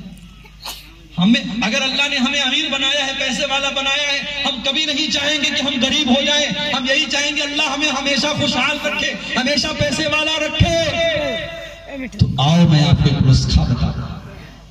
اگر آپ پیسے والے ہیں اور چاہتے ہیں کہ ہمیشہ پیسے والے رہیں، اگر آپ دولت والے ہیں اور چاہتے ہیں کہ ہمیشہ دولت آپ کے پاس رہے، اگر آپ علم والے ہیں اور چاہتے ہیں کہ ہمیشہ علم آپ کے پاس رہے، اگر اللہ تعالیٰ نے آپ کو کوئی نعمت دی ہے اور چاہتے ہو کہ وہ نعمت ہمیشہ رہے آپ کے پاس، تو نسخہ بتا رہا ہوں، نوٹ کر لو۔ لَإِن شَكَرْتُمْ لَأَزِيدَنَّكُمْ، میرے بندو اگر تم میرا شکر ادا کرو گے تو ہم تمہیں اور دیں گے۔ وَلَئِن كَفَرْتُمْ إِنَّ عَذَابِي لَشَدِيدٌ، اور اگر تم ناشکری کرو گے تو ہمارا عذاب بڑا دردناک ہے۔ اگر یہ چاہتے ہو کہ دولت آپ کو ملی ہے اور وہ دولت ہمیشہ آپ کے پاس رہے، تو اس دولت پر اللہ تعالیٰ کا شکر ادا کرو، اس دولت کا صحیح استعمال کرو، دولت ہمیشہ ہمیشہ آپ کے پاس رہے گی۔ اگر اللہ تعالیٰ نے آپ کو طاقت دی ہے اور چاہتے ہو کہ وہ طاقت آپ کے پاس روزانہ رہے تو اس طاقت کا صحیح استعمال کرو، اس طاقت کو صحیح کام میں استعمال کرو۔ اسی لیے حضرت عمر بن عبدالعزیز کہا کرتے تھے کہ دبر النعم بالشکر، شکر کر کے اپنی نعمتوں کو پرماننٹ بنا لو۔ اگر چاہتے ہو کہ نعمتیں پرماننٹ تمہارے پاس رہیں تو ان نعمتوں پر اللہ کا شکر ادا کرو۔ میرے بھائیوں، شکر کا مطلب یہی ہوتا ہے نعمتوں کا ہم صحیح استعمال کریں۔ اللہ نے ہمیں مسلمان بنایا، یہ بھی اس کی بہت بڑی نعمت ہے۔ اسی ہندوستان میں، اسی نیپال میں کتنے اللہ کے بندے ہیں گائے کو دیکھ کر کے ہاتھ چھوڑنے لگتے، جانور کو دیکھ کر کے ہاتھ جوڑنے لگتے، ندی کے آگے ہاتھ جوڑنے لگتے۔ کتنے مسلمان ہیں مزاروں پہ جا کر کے سجدے کرتے ہیں، درگاہوں پہ جا کر کے سجدے کرتے۔ اللہ نے بہت بڑی نعمت سے ہمیں نوازا، اللہ نے توحید والا بنایا، اللہ نے ایمان والا بنایا، اور اس نعمت کی قدر یہ ہے، اس نعمت کا شکر یہ ہے کہ زندگی کی آخری سانس تک توحید پر رہنا، شرک مت کرنا، شرک سے اپنے آپ کو بچانا، یہ بہت بڑی نعمت اللہ نے ہم کو دی ہے۔ شرک مت کرنا، اپنے بچوں کے گلے میں تعویذ مت ڈالنا، اپنی عورتوں کے گلے میں تعویذ مت ڈالنا، تعویذ سے اپنے آپ کو بچانا، شرک سے اپنے آپ کو بچانا، زندگی کی آخری سانس تک توحید پر قائم رہنا، یہ بھی میرے بھائیوں بہت بڑا اس نعمت پر اللہ کا شکر۔ اللہ نے ہمیں قرآن و حدیث پہ چلنے والا بنایا۔ ہم نماز پڑھتے ہیں تو سینے پر ہاتھ باندھتے ہیں، اس لیے کہ ہمارا یہ ماننا ہے، ہمارا یہ عقیدہ ہے۔ نبی کا ہاتھ سینے پر ہوا کرتا تھا، ہم آمین زور سے بولتے ہیں کیونکہ نبی کی سنت ہے، ہم رفع یدین کرتے کیونکہ نبی نے کیا۔ یہ بھی اللہ کی بہت بڑی نعمت ہے، اس نے آپ کو توحید و سنت والا بنایا، اس نے آپ کو قرآن و حدیث پہ چلنے والا بنایا، اس نے آپ کو سلفی بنایا، اس نے آپ کو قرآن و حدیث پر چلنے والا بنایا۔ اور اس نعمت کا شکر یہ ہے کہ آپ اپنے ان بھائیوں کو جو بدعات میں ہیں، جو سنت سے دور ہیں، جو توحید سے دور ہیں، انہیں سمجھائیں، انہیں نصیحت کریں، ان کو بتائیں۔ شاید آپ کے سمجھانے سے کوئی ایک آدمی اگر صحیح راستے پر آ گیا، آپ کی زندگی بن جائے گی، آپ کی آخرت بن جائے گی۔ میرے پیارے بھائی، آخر میں بات ختم کرنے سے پہلے ایک حدیث آپ کے سامنے پڑھ کر کے بات ختم کرنا چاہتا ہوں۔ ہم حالات دیکھ رہے ہیں پوری دنیا کے، حالات ہم پوری دنیا کے دیکھ رہے ہیں۔ ایک مصیبت جاتی نہیں دوسری آ جاتی ہے، ایک بیماری جاتی نہیں دوسری بیماری آ جاتی ہے۔ کہیں زلزلے کا معاملہ ہے، کہیں باڑھ آ رہی ہے، کہیں کورونا وائرس کا چکر ہے، کہیں ظالم حکومت کا معاملہ ہے، کہیں جان اور مال خطرے میں ہے، کہیں مسجد اور مدرسہ خطرے میں ہے، کہیں ہمارا وجود خطرے میں ہے، کہیں کوئی معاملہ ہے، کہیں کوئی معاملہ ہے۔ ان حالات میں اللہ کے نبی کی یہ حدیث ہم اپنے سامنے رکھیں۔ اللہ کے پیارے نبی فرماتے ہیں کہ 5 چیزیں ایسی ہیں کہ ان 5 چیزوں سے اے میرے صحابہ میں پناہ چاہتا ہوں کہ وہ 5 چیزیں تمہارے اندر پیدا نہ ہوں۔ یہ 5 چیزیں ہلاک کر دینے والی، تباہ کر دینے والی ہیں۔ کون سی 5 چیزیں ہیں؟ نمبر 1، لم تظهر الفاحشة في قوم قط حتى يعلنوا بها الا فشى فيهم الطاعون۔ جب کسی قوم کے اندر، جب کسی سماج کے اندر بے حیائی پھیل جائے، زناکاری پھیل جائے، بدکاری پھیل جائے، تو اللہ تعالیٰ اس قوم کے اوپر ایسی ایسی بیماریاں ڈال دیتا ہے، ایسے ایسے وائرس ڈال دیتا ہے، ایسی ایسی بیماریاں ڈال دیتا ہے جو ان کے باپ دادا نے نام بھی نہیں سنا تھا۔ یہ کورونا وائرس ہمارے باپ دادا نے کبھی سنا تھا کیا؟ کسی نے سوچا تھا کیا کہ ایسی بیماری آئے گی جو پوری دنیا کو بند کر دے گی؟ تو اللہ کے نبی کہہ رہے ہیں جب بے حیائی کھل کر کے ہونے لگے گی تب یہ حالات پیدا ہوں گے۔ وَلَمْ يَنْقُصُ الْمِكْيَالَ وَالْمِيزَانَ، اور جب کوئی قوم ناپ تول میں کمی کرنے لگے گی، جب کسی قوم کے اندر ناپ تول میں کمی ہونے لگے گی، جب کسی قوم کے اندر بے ایمانی اور چوری آ جائے گی، إِلَّا أُخِذُوا بِالسِّنِينَ وَشِدَّةِ الْمَعُونَةِ، اس قوم کے اوپر اللہ تعالیٰ قحط سالی کا عذاب نازل کر دے گا، سوکھا پڑ جائے گا، زمین سے اناج کا دانہ نہ اگے گا، اور اس قوم کا کاروبار اور بزنس ڈوب جائے گا، ختم ہو جائے گا۔ اور آگے اللہ کے نبی کہتے ہیں وَلَمْ يَمْنَعُوا زَكَاةَ أَمْوَالِهِمْ، اور جب کسی قوم کے اندر تیسری بیماری یہ آ جائے کہ اس قوم کے لوگ زکوٰۃ دینا بند کر دیں یا زکوٰۃ صحیح طریقے سے نہ دیں، إِلَّا مُنِعُ الْقَطْرَ مِنَ السَّمَاءِ، تو آسمان سے پانی برسنا بند ہو جائے گا۔ جب آپ زکوٰۃ صحیح طریقے سے نہیں دیں گے اللہ بارش کو روک لے گا، پانی کو روک لے گا، اناج کا ایک دانہ زمین سے پیدا نہیں ہوگا، بارش نہیں پیدا ہوگی۔ اور چوتھی بیماری اللہ کے پیارے نبی نے فرمایا وَمَا لَمْ تَحْكُمْ أَئِمَّتُهُمْ بِكِتَابِ اللَّهِ، جب کسی قوم کے علماء قرآن اور حدیث کو چھوڑ کر کے اپنی من مرضی کے فتوے دینے لگیں گے، اپنی خواہشات کے مطابق فتوے دینے لگیں گے، إِلَّا جَعَلَ اللَّهُ بَعْثَهُمْ بَيْنَهُمْ، اللہ تعالیٰ اس قوم کے لوگوں کو آپس میں لڑا کر کے ختم کر دے گا۔ وہ آپس میں لڑیں گے، وہ فرقہ فرقہ ہو جائیں گے، وہ آپس میں بٹ جائیں گے جب اس قوم کے رہبر اور اس قوم کے بڑے جب اللہ اور اس کے رسول کو چھوڑ کر کے اپنی من مرضی کے فتوے دینے لگیں گے۔ اور آگے اللہ کے نبی نے فرمایا وَمَا لَمْ يَتَخَيَّرُوا، اور جب وہ قرآن و سنت کو چھوڑ کر کے دوسرے راستوں کی طرف ہٹ جائیں گے، اللہ تبارک و تعالیٰ اس قوم کو تباہ و برباد کر دے گا۔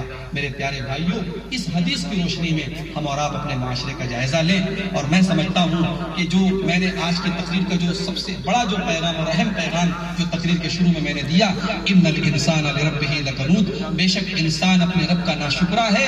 ہم ناشکرا پن اپنے اندر سے ختم کریں، ہم اللہ کے شکر گزار بندے بنیں۔ اور اللہ نے قرآن میں ایک بات کہی کہ اگر تم شکر گزار بنو گے، اللہ اپنا عذاب تم پر نازل نہیں کرے گا۔ ما یفعل اللہ بعذابکم ان شکرتم وآمنتم، میرے بندو اگر تم شکر گزار بنو گے تو اللہ تم کو عذاب دے کر کیا کرے گا؟